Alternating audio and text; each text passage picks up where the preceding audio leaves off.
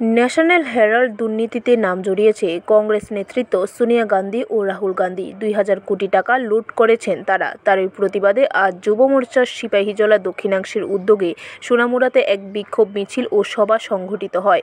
বিভিন্ন placard, banner এবং পতাকায় সজ্জিত মিছিল বের হয় বিজেপি সোনামুড়া মণ্ডল কার্যালয়ের সামনে থেকে বিভিন্ন পথ পরিক্রমা করে পুরাতন মোটরস্ট্যান্ড সংলগ্ন এলাকায় অস্থায়ী মঞ্চের সামনে এসে জড়ো হয় এক সভায়।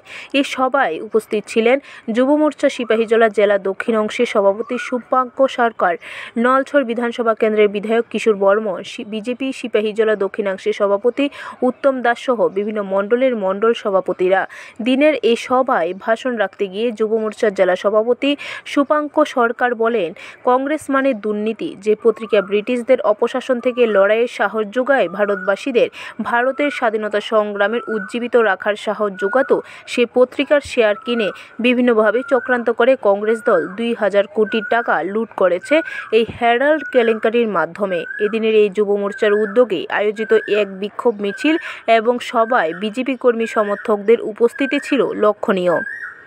যেটা স্বাধীনতার আগে এই ভারতবর্ষের ৫,০০০ স্বাধীনতা সংগ্রামী মিলে ব্রিটিশদের বিরুদ্ধে লড়াই করার জন্য এই পত্রিকা নির্মাণ করা হয়েছিল।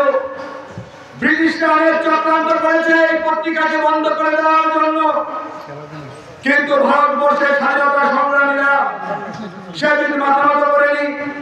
এই পত্রিকা ব্রিটিশদের বিরুদ্ধে এবং এই স্বাধীনতা সংগ্রামকে উজ্জীবিত করার জন্য কাজ করেছে।